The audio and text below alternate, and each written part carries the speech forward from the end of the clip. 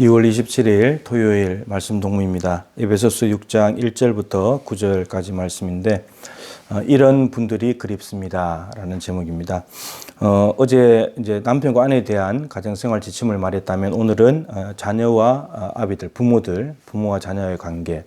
자녀는 부모에게 순종해야 되고, 그리고 부모들은 자녀를 노엽게 하는 것이 아니라 노엽게 하지 말고 오직 주의 교훈과 훈계로 양육하라, 이렇게 되어 있습니다.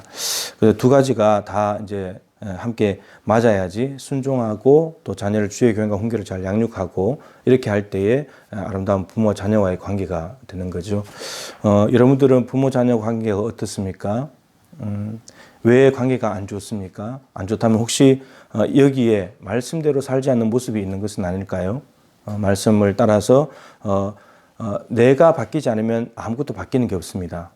자녀 보고 바뀌라고 하지 말고 부모가 바뀌면 되고, 부모 보고 자꾸 바뀌라 그러지 말고 자녀인 내가 내 도리를 다하고 있는가를 돌아보는 것이 중요한 일이겠죠.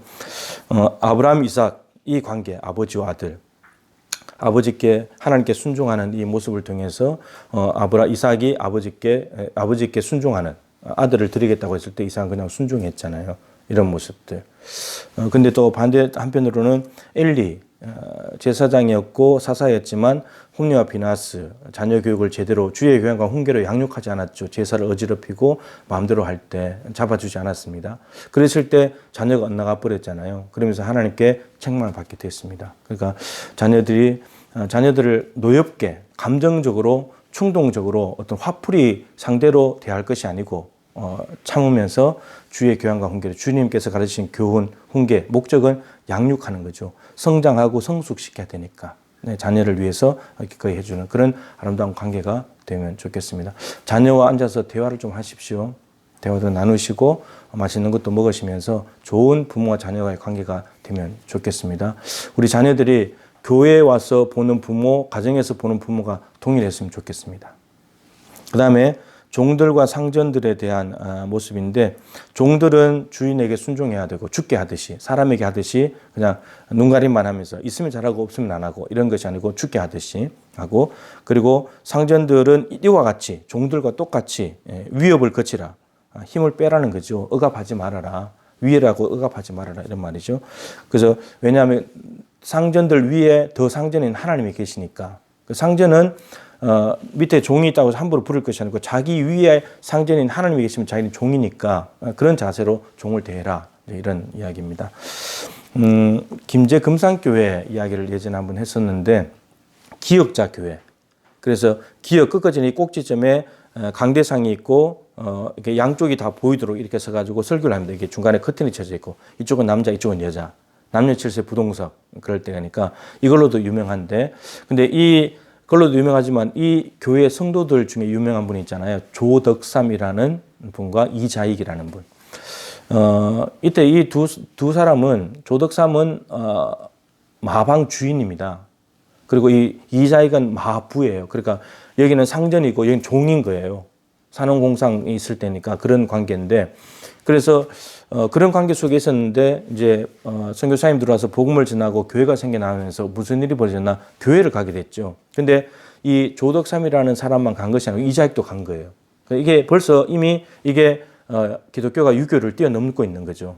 네, 뛰어넘고 있는데 교회를 잘 다니다가 근데 교인들이 많아지게 되면서 일꾼을 세워야 되는데 그 장로 투표를 한 겁니다. 조덕삼은 이제 마방 주인이고 이자익은 종인데, 근데 교회가 투표를 했는데 어떻게 되냐, 이자익이 먼저 장로가 된 거예요. 이게 어떻게 되겠습니까? 이게 교회에서는 이자익이 장로고 여기는 조덕삼은 성도고 집에 가면 다시 바꿔지고 이런 관계가 된 겁니다. 근데 이게 얼마나 조덕삼 입장에서는 얼마나 이게 마음이 안 좋겠습니까? 근데 참 놀랍게도 이 조덕삼이라는 분이 교회 앞에 나아가서 뭐라 그러냐, 하나님의 뜻입니다. 제가 교회에서 이자익 장로님을 장로로 잘 받들어 섬기겠습니다. 난리가 난 거죠. 교회가 정말 이 유교를 뛰어넘는 기독교의 정말 진리 안에 있는 자유함을 보게 되는 거죠. 그러다 나중에 이제 조덕삼도 장로가 됐습니다. 그러니까 교회 오면 이자익 장로를 섬기고 집에 가면 또 거꾸로 돼가지고 이자익이 또 조덕삼을 섬기고 이런 관계가 된 겁니다. 근데 이게 교회나 가정에서나 이게 흐트러지지 않는 거예요. 흐트러지지 않는 거예요. 이게 하나가 삐끗하면 집에 가서도 삐끗하고 집에서 삐끗하면 교회에서 삐끗할 텐데 그렇게 안 되는 거예요. 예. 이게 조덕삼이라는 분이 겸손하게 낮아졌고 인정했기 때문인 거죠. 나중에 이제 조덕삼도 장로가 됐습니다. 근데 더 이제 훌륭한 일은 조덕삼 장로님이 이자익 장로님을 신학 공부를 시킨 거예요. 그래서 신학 공부를 가지고 목회자가 됐습니다. 근데 이 이자익 장로님이 어떻게 되냐? 이제 앞으로 없을 겁니다. 전무후무할 텐데 이자익 목사님이 어떻게 되냐? 총회장을 유일하게 3번 하신 분입니다. 근데 이 이자익 장로님을 목회자가 되게 만들고 목사님으로서 3번씩이나 우리 한국교회 총회장이 될 사람으로 만든 분이 누굽니까? 조덕삼 장로죠.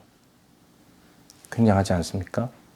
이자익 장로님도 내가 교회에서 장로가 됐어. 근데 집에 가서도 장로 노릇하는 게 아닙니다. 그러니까 이 두 사람이 너무너무 훌륭한 거예요. 그러니까 정말 어디서든지 건강한 관계가 될 수 있는 이런 조덕삼 장로님, 이자익 장로님, 이자익 목사님과 같은 분들이 그리운 때입니다.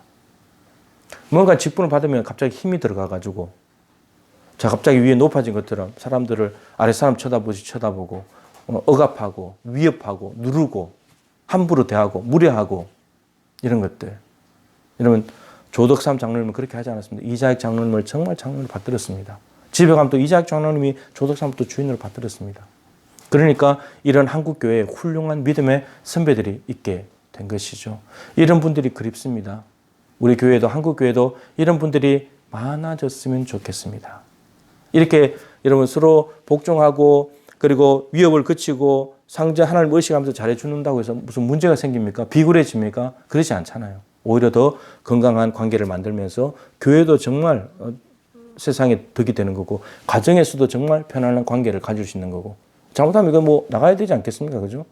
안쪽에서 누가 교회를 떠나든 집을 떠나든 해야 되는데 그러지 않았잖아요. 얼마나 아름다운 관계입니까? 말씀 안에서 갖추어진 관계가 가정과 교회를 든든하게 하더라라는 것입니다. 이런 분이 되어주십시오.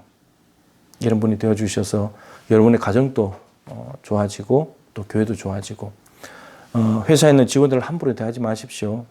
하나님을 경외함으로 대해 보십시오. 어떻게 대해야 되는지. 그들이 여러분들을 보면서 하나님을 볼 수 있어야 합니다. 그게 진정한 그리스도인의 상전 그리스도인인 거죠. 네. 그리고 직장에 가서 정말 나이가 어리든지 어떻든지 간에 그분이 상전에 있다면 정말 겸손하게 섬기고 그렇게 보십시오. 무시하지 않을 겁니다. 우리도 존중해 주는 거죠. 네. 사회에서도 인정받는 멋지고 근사한 그리스도인들 될 수 있기를 주님의 이름으로 축복합니다.